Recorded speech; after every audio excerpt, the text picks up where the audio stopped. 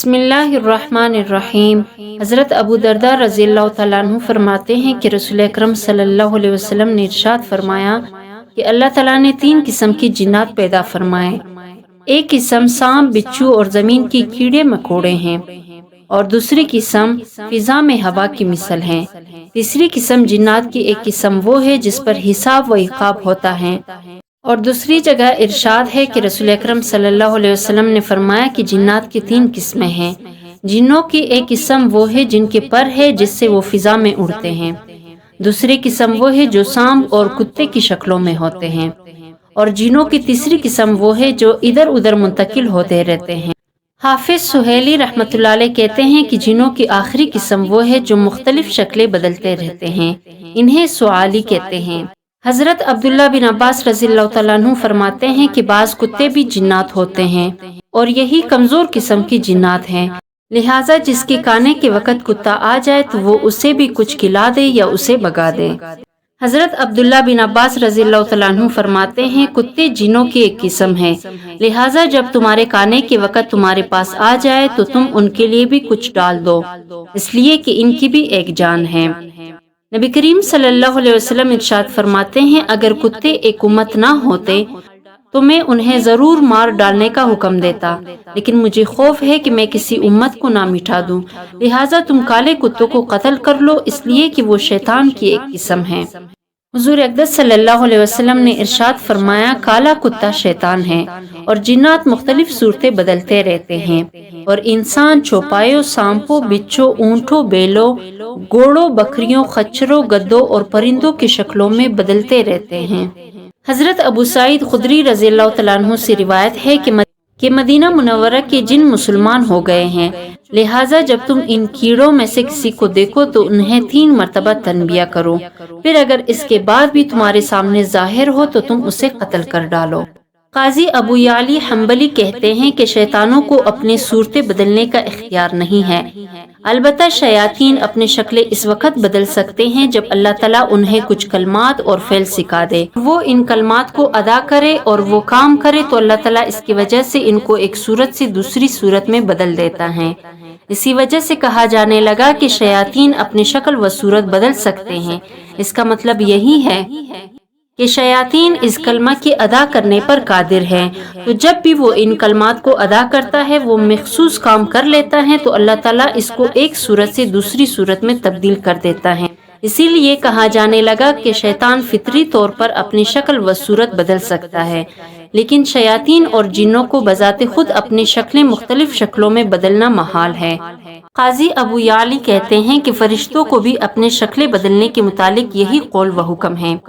قاضی ابو یعلی کہتے ہیں ابلیس کے بارے میں جو روایت ہے وہ سراقہ بن مالک کی شکل میں ظاہر ہوتا ہے، اور حضرت جبریل امین علیہ السلام حضرت دحیہ کلبی کی صورت میں آتے تھے، اور اسی طرح اللہ تعالیٰ کا فرمان فَأَرْسَلْنَا إِلَيْهَا رُوحَنَا فَتَمَثَّلَ لَهَا بَشَرًا سَوِيًّا، ہم نے اپنا روحانی فرشتہ جبریل امین علیہ السلام بھیجا، وہ اس کے سامنے ایک تندرست آدمی کی شکل میں ظاہر ہوا۔ یعنی اللہ تعالیٰ نے ان سب کو ایسے کلمات و فعل پر قدرت دی کہ جس کے کرنے سے اللہ تعالیٰ انہیں ایک شکل سے دوسری شکل میں منتقل فرما دیتا ہے۔ اسی طرح غیلان جن جنوں کا جادوگر ہے۔ حضرت عمر رضی اللہ تعالیٰ عنہ کے سامنے غیلان جن کا ذکر ہوا تو انہوں نے فرمایا کسی کو یہ طاقت نہیں کہ وہ اللہ تعالیٰ کی پیدا کی ہوئی شکل و صورت کو تبدیل کر لے،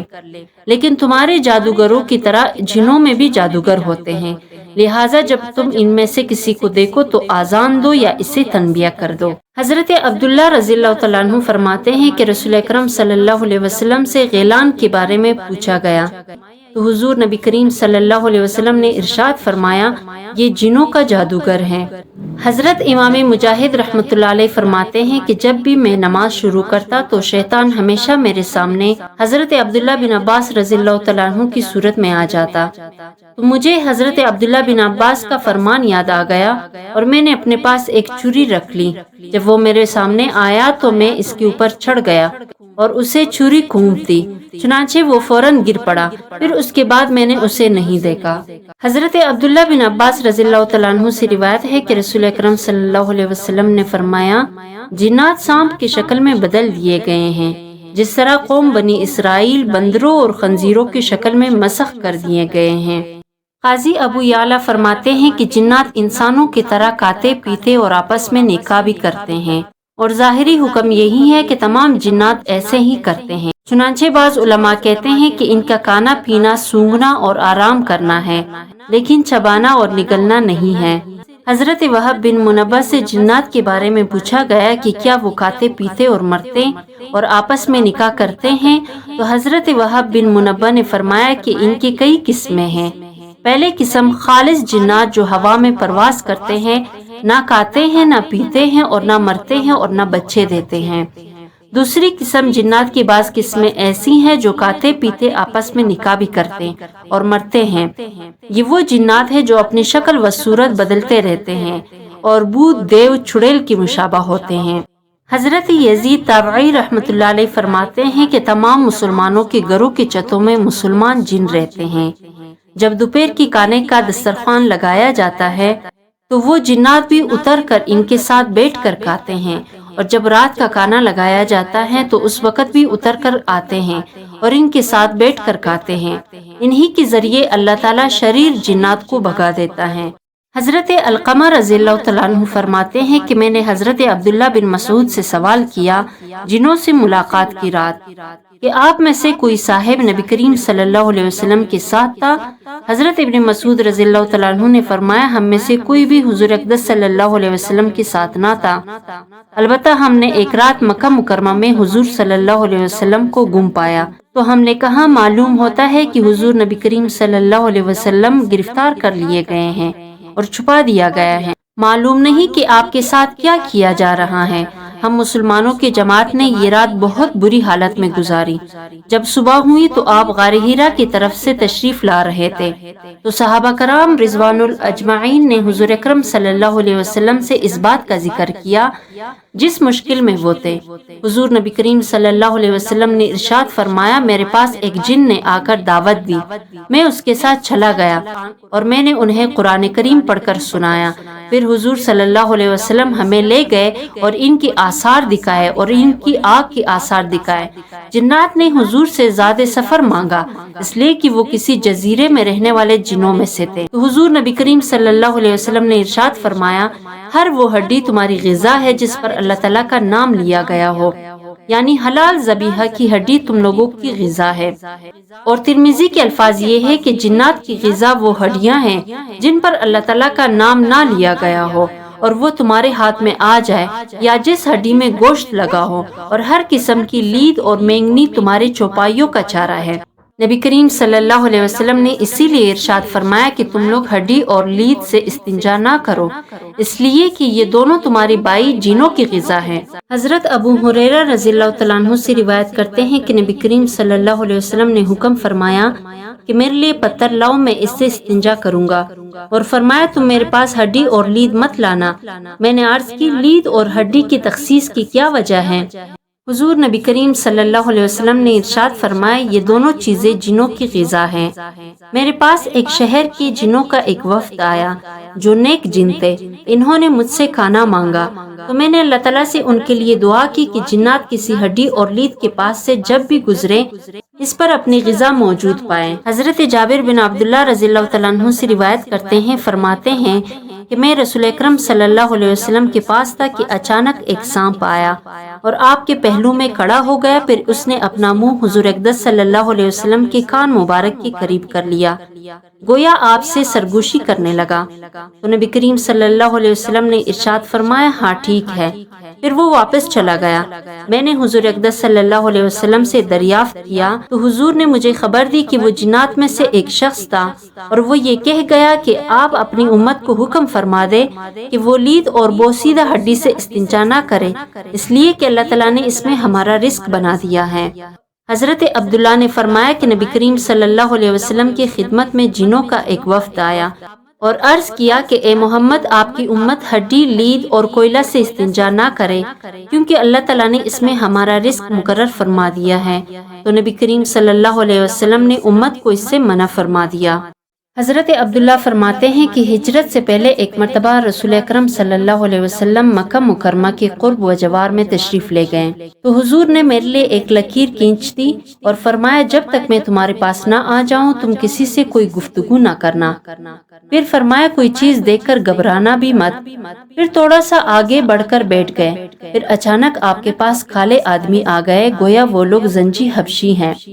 اور وہ لوگ اس شکل کے تھے جیسے کہ اللہ تعالیٰ نے ارشاد فرمایا کادوں یکونون علیہ لبدا، تو قریب تھا کہ وہ جن اس پر گروہ کے گروہ ہو جائے۔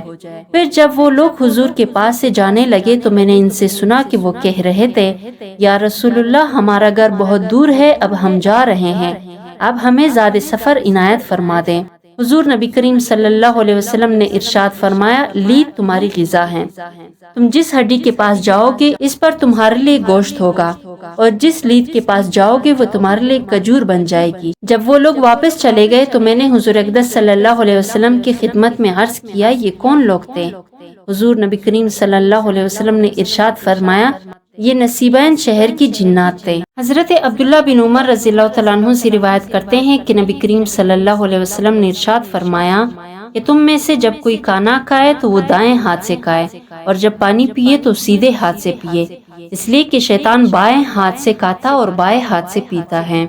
حضرت حذیفہ رضی اللہ تعالیٰ عنہ فرماتے ہیں کہ جب ہم رسول اکرم صلی اللہ علیہ وسلم کے ساتھ کہیں کھانے کے لیے حاضر ہوتے تو جب تک رسول اللہ صلی اللہ علیہ وسلم خود کھانا شروع نہ فرماتے ہم میں سے کوئی بھی کھانے پر ہاتھ نہ رکھتا۔ ایک مرتبہ ہم ایک جگہ کھانے پر حاضر ہوئے تو ایک دیہاتی آیا، گویا اسے کھانے سے دفع کیا جا رہا تھا، بس وہ کھانے میں ہاتھ رکھنے کے لیے آگے آیا تو رسول اکرم صلی اللہ علیہ وسلم نے اس کا ہاتھ پکڑ لیا۔ پھر ایک لڑکی آئی، گویا کہ اسے بھی کھانے سے ہٹایا جا رہا تھا، بس وہ اپنا ہاتھ کھانے میں بڑھانے کے لیے آئی تھی تو رسول اکرم صلی اللہ علیہ وسلم نے اس کا ہاتھ بھی پکڑ لیا اور فرمایا جس کھانے پر اللہ تعالیٰ کا نام نہ لیا جائے اسے شیطان اپنے لیے حلال کر لیتا ہے۔ شیطان اس دیہاتی کے ساتھ اس کھانے کو اپنے لیے حلال کرنے آیا تھا تو میں نے اس کا ہاتھ پکڑ لیا۔ پھر وہ اس لڑکی کے ساتھ آیا اور اس کے ذریعہ کھانے کو حلال کرنا چاہا تو میں نے اس کا ہاتھ بھی پکڑ لیا۔ قسم ہے اس ذات کی جس کے قبضہ قدرت میں میری جان ہے، شیطان کا ہاتھ ان دونوں کے ہاتھوں کے ساتھ میرے ہاتھ میں ہے۔ حضرت امیہ بن مخشی سے روایت کرتے ہیں کہ انہوں نے فرمایا کہ رسول اکرم صلی اللہ علیہ وسلم تشریف فرماتے اور ایک شخص کھانا کھا رہا تھا، اس نے بسم اللہ نہیں پڑھی یہاں تک کہ اس کے کھانے میں سے ایک لقمہ کے سوا کچھ بھی باقی نہ بچا۔ جب اس ایک لقمہ کو اس نے اپنے منہ کی طرف اٹھایا تو اس نے کہا بسم اللہ اول و آخرہ، تو نبی کریم صلی اللہ علیہ وسلم مسکرائے اور فرمایا شیطان اس کے ساتھ کھانا کھا رہا تھا۔ پھر جب اس نے اللہ تعالیٰ کا نام لیا تو جو کچھ شیطان کے پیٹ میں تھا سب اس نے پھینک کر دیا۔ حضرت ابو ہریرہ رضی اللہ تعالیٰ عنہ سے روایت ہے کہ رسول اکرم صلی اللہ علیہ وسلم نے ارشاد فرمایا شیطان تمام انسانوں کے پاس ہر کام میں آ جاتا ہے، لہٰذا تم اپنے آپ کو اس سے بچاؤ۔ جو شخص اس حال میں رات بسر کرتا ہے کہ اس کے ہاتھ میں چکنائی کی بو ہو اور بغیر ہاتھ دھوئے سو جائے اور اس سے کچھ تکلیف پہنچ جائے تو وہ خود اپنے ہی کو ملامت کرے۔ حضرت جابر رضی اللہ تعالیٰ عنہ سے روایت ہے کہ فرماتے ہیں کہ رسول اکرم صلی اللہ علیہ وسلم نے ارشاد فرمایا کہ شیطان تمہارے ہر کام میں حاضر ہو جاتا ہے، یہاں تک کہ وہ تمہارے کھانے کے وقت بھی حاضر ہو جاتا ہے، لہٰذا جب تم میں سے کسی سے کوئی لقمہ گر جائے اور اس میں کچھ لگ جائے تو اسے صاف کر کے کھا لے، اس لقمہ کو شیطان کے لیے نہ چھوڑ دے اور کھانے سے فارغ ہو کر انگلیاں چاٹ لے کہ معلوم نہیں کھانے کے کس حصے میں برکت ہے۔ امام مسلم، ابو داؤد حضرت جابر رضی اللہ تعالیٰ عنہ سے روایت کرتے ہیں کہ انہوں نے نبی کریم صلی اللہ علیہ وسلم کو فرماتے سنا کہ جب کوئی شخص اپنے گھر میں داخل ہو اور داخل ہوتے وقت اور کھانے کے وقت اس نے بسم اللہ پڑھ لی تو شیطان اپنی ذریت سے کہتا ہے کہ اس گھر میں نہ تمہیں رہنا ملے گا نہ کھانا، اور اگر داخل ہوتے وقت بسم اللہ نہ پڑھی تو کہتا ہے اب تمہیں رہنے کی جگہ مل گئی، اور کھانے کے وقت بھی بسم اللہ نہ پڑھی تو کہتا ہے کہ رہنے کی جگہ بھی ملی اور کھانا بھی ملا۔